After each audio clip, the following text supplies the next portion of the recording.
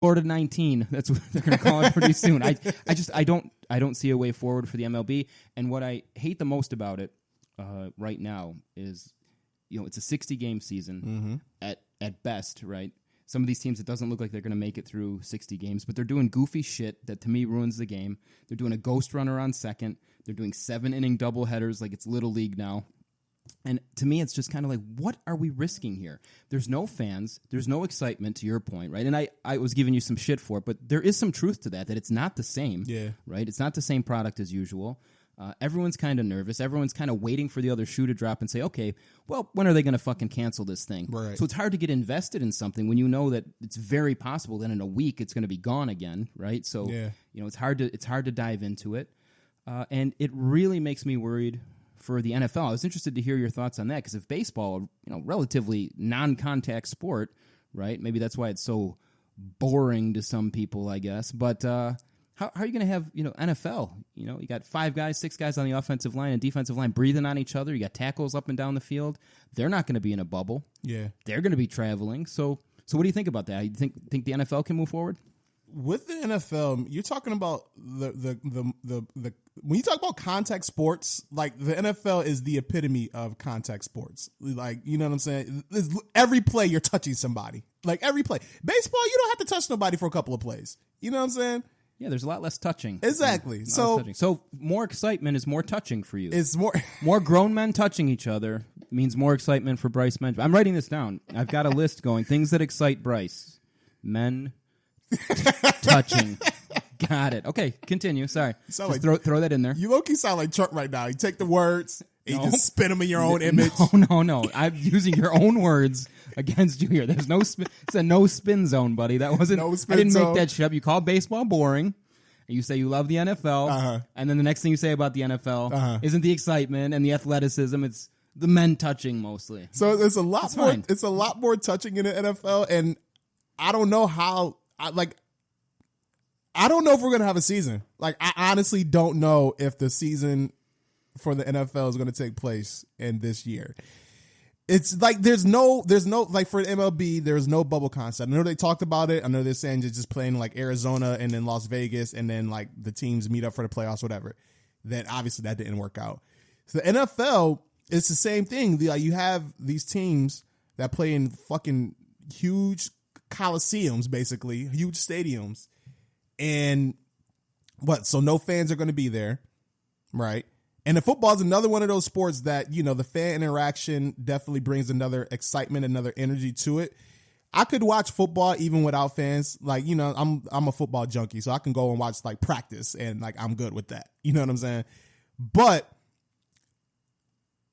with everything that's been going on, like how the MLB season has panned out so far, and then you're just thinking, like, how's the football season going to work out? Honestly, I don't know if we're going to have a season. I'm usually an optimistic person, but right now, like, my glass is halfway empty when it comes to thinking that we're going to have an NFL season at this point. It's hard not to be. It's really hard not to be because of how the MLB's been going. It's the same general format. The teams are going to travel. They're going to be moving together. They're not going to be in a bubble. These players, they're going to be out with their families, out with their friends when they're not playing, and maybe even more so, right? Because think about it, the NFL, they're playing 1 game a week, all right? So the MLB, you're playing 5-6 games a week, sometimes more because they had very few off days during this 60-game schedule. Right. So they're at least, it's a lot of, home baseball, home baseball, home baseball. With the NFL, you're playing 1 game a week. That's 6 off days every week where you're, kind of up to your own devices. And yes, there's a lot of practice in there and things like that, but there's a lot less time that's just kind of downtime or your own time in the MLB, whereas I feel like with the NFL, you're running a lot of risk for, social interaction with the rest of the citizenry. And I just don't understand how with a contact sport, you're going to prevent COVID. When there's no bubble, you already see a ton of players opting out of the NFL. 7 Patriots have already opted out. Right. You've got Matt Stafford just got added to the COVID list. It's like how many times, how many players are going to either, contract the virus or, opt out due to fear of the virus. Again, same thing. Playing in front of empty stadiums. Mm-hmm. I don't know. I'm worried about it. It's the first time I'm worried about a sport not happening. and we're still a ways away, but it's not looking good, man. Yeah, it seems like as we get closer and closer to the football season like this, the optimism just keeps deteriorating. And training camps is started up now.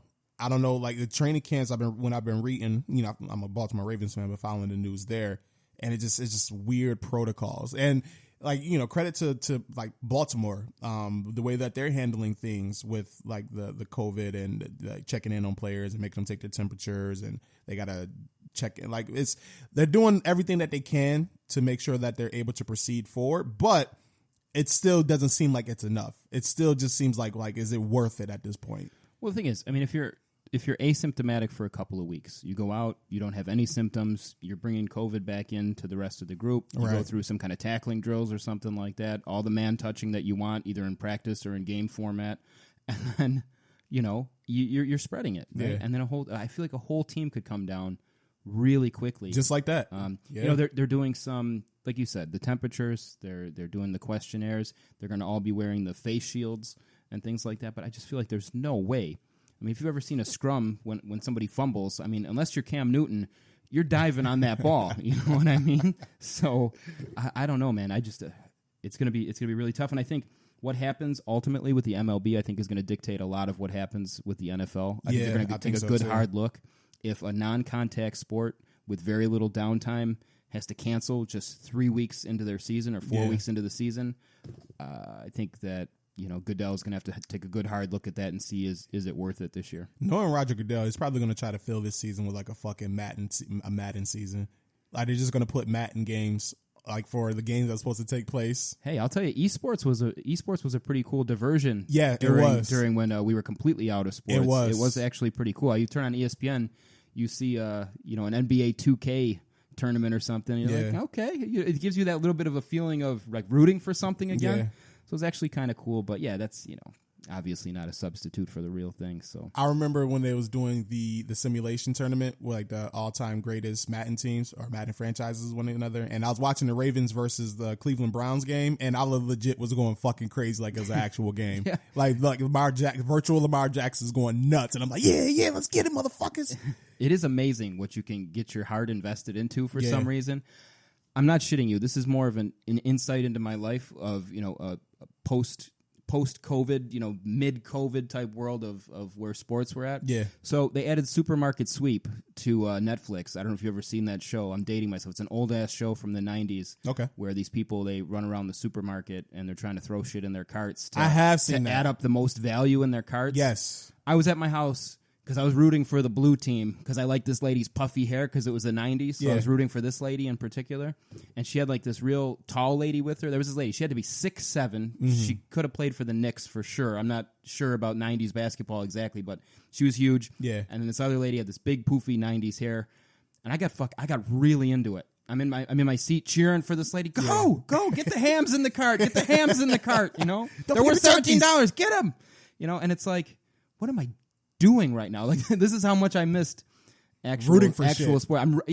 I think people want to root for shit, and it's going to be really weird if we're not able to do so. Because right now, I'm telling you, despite the fact that the Indians score like one run a game this season so far, it's hard to root. It's hard to root for your team when you can't really get invested because you don't know. It's going to be heartbreaking when it's canceled. It's weird anyway with no fans and just all the changes. And I don't know. We want to root for something, right? We just can't. The most fucked up part about all this that's going on? Like, they're going to try every which way possible to make this happen just to generate the money. Like, when it's all said and done, the number one priority for these leagues is money. Like, it's not players' health. It's basically how can we make money even though we're putting thousands, hundreds of players in danger. Which is weird to me because aside from television revenue and the interest that's generated from the games and buying merchandise now either online, like you're missing out on all the concessions at the stadiums. You're missing out on all the merchandise purchases at the stadiums. Yep. You're missing out on the ticket prices themselves. I'm sure viewership is down, so advertising dollars are down. Mm-hmm. It's like, how do you... I can't understand the value. You're still paying the players for the most part in a prorated fashion. So I just don't quite understand where they're coming up with the revenue to, or how it makes business sense either, right? So it's like shitty from a fan perspective. It's probably scary and pretty brutal for the players. Right. The owners can't be making what they're making. It's kind of like just, as much as I hate to say it, maybe we just put it down this year. At least for baseball and football, where they've got to come out and play full seasons. I feel like the NBA and the NHL had a little bit of a luxury where most of their season was concluded, and they're coming back with playoff formats now. And even that, with a bubble, it's proving to be difficult, right? Yeah. You've got a weird 24-team playoff system with round-robin games and stuff in the NHL. And I don't know. I hope to see a path forward. I just don't right now. Yeah, no, I'm 100% with you, bro. And I mean, I love sports as much as the next person. I love football as much as any person in the world. But at the same time, it's just one of those things that if the product isn't going to be what we want or what we expect, at what cost are you going to put these players' health at risk? And like you said, how much money are you actually generating from doing this? And I'm just, obviously I don't know what's going on with these meetings that they're having, but I'm pretty sure that they was able to come out with something that's like, okay, we're going to make this amount of money, and may not be as much as we want, but it's going to be worth it for us to go ahead and throw those players out there and say, fuck it. Well, also, I mean, thinking long term, how much damage are you doing to the brand by throwing out a shitty product? Imagine we just got done talking about how I'm rooting for a supermarket sweep, and you're into these virtual tournaments, right? People are, on the edge of their seats looking for something to root for. Yeah. Even as casual fans, somebody who might not watch baseball because they normally think it's boring. Well, what happens when you go out there now, right? And you're watching a game with nobody in the stands? I think there's a certain level of understanding that goes, well, it's COVID. I get it. It's kind of shitty right now. It is what it is. But then there's other fans that are tuning in that are kind of saying the exact same thing that you're saying. Well, this fucking sucks. Like, you know what I mean? Yeah. How much damage are they doing to the brand ultimately with these casual fans that are tuning in because there's nothing else on? Mm-hmm. All right, fuck it. I'll try to watch a baseball game. Mm-hmm. They watch this, and they're like, what the hell is this? This is awful. Yeah. And they're never coming back. Yeah. Right? So, I don't know. Just the amount of damage you could be doing to the brand, the player safety, the amount of money that you're not making as an owner. I really feel like this season is just kind of lost for the MLB. I mean, what does that really look like for the record books either? Like, you win the World Series this year in front of no fans, and you won a 60-game season. I mean, I don't know. Is that even? It's not the same. It's not the same. Yeah, it's not the same. Strike shortened seasons aren't the same, and those have asterisks in them, in the history books. Let alone this year. So. You got to think gambling has to be something like gambling revenue has to be a major part of it too. You would think. Yeah, I bet there's some behind the scenes stuff with that. It got to be sure. that. It got to be that because people want to gamble. Like there's people that just want to throw money on games and shit like that, and they got to be getting some type of revenue from it. I would have to believe that has to play a major factor in why they want to continue going on, and they think they can make up a lot of the money. From gamblers. Well, there's no doubt about that because just from, I'm not even talking about hardcore, gambling on games specifically. I'm talking about like the daily fantasy, right? Like DraftKings exactly. or FanDuel or things like that. They just came out with a study that said that like FanDuel and DraftKings are going to lose like billions of dollars off of this. So think about that. Like they're still up and functional. They're running every day, contests all day long, events all day long. And they're still going to lose billions of dollars on this. Like, that's insane how much money is passing through there. So there's a lot of little industries that are going to be just wrecked from this, especially if there's no NFL season. So it's one weird. benefit we might get, though, if there isn't an NFL season? No, I can't think of one. What's the benefit of no NFL? We don't got to watch the Washington football team. Oh, that's true. That's going to be a mess. That's what... So all right, that's what they came up with. So exactly, like you're a $1 billion franchise, and I don't know if they're worth $1 billion, but I'm assuming. And then you got into a room full of just smart dudes, right? Everybody's supposed to be smart. Like that's how you made your money, right? Yeah. And then you want to change the name. Finally, you got bullied into changing your name after you should have been changed your name. And then you get into you're brainstorming a different name, and there's like fan suggestions, like there's the Washington Sentinels, there's the Washington Red Tails, there's Washington Red Wolves. Like there's some decent names. People coming out with logos and shit. Like people that's not getting paid by the franchise are doing this in their own spare time because they got nothing better to do just right now. People on Reddit and shit, right? Just internet trolls are just coming up with stuff, right?